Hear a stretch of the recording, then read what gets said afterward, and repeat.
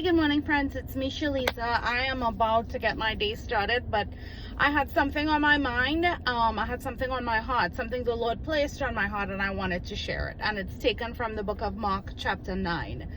And it is the story, the factual story. It's not a parable. It's a factual story of a man who has a child, a son, with a deaf and dumb spirit. And based on the word we know in this particular case, it was a demonic spirit. And the man goes to Jesus for healing of the son, and obviously he is in distress.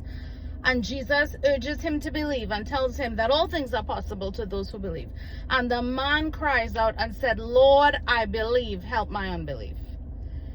And I think many of us are at that point. Lord, I believe, but help my unbelief. If you're not at that point today, at some point, you will get there, because we know that even though we are redeemed, we are sanctified, and Jesus has overcome the world, we also know that just before he said that, "Don't worry, I've overcome it all," he told us that there would be trouble in life, because nobody is exempt from going through it. The difference between us Christians is we have victory at the end of it because of what he has done. And that we know for sure. But how do you navigate through the waters of "Lord, I believe, help my unbelief"? Well, it's worth figuring out why we are in unbelief. Sometimes we know, sometimes we don't know. Sometimes we need to spend some time with the Lord and ask the Lord, "Show me why I'm in this unbelief."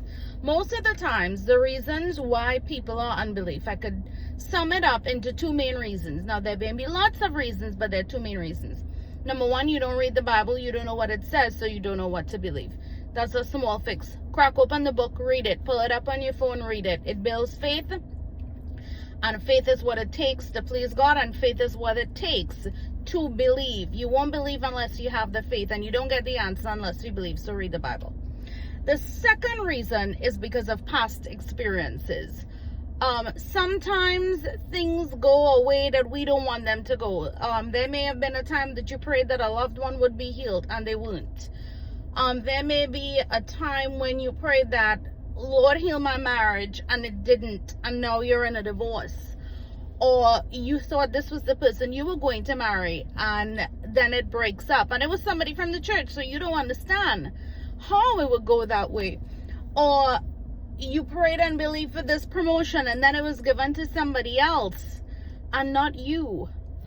How do you move on from that? How do you believe when something really bad has happened and you don't know how to believe again? And as I said, don't be judgy, Christians, because we all know we go through this from time to time.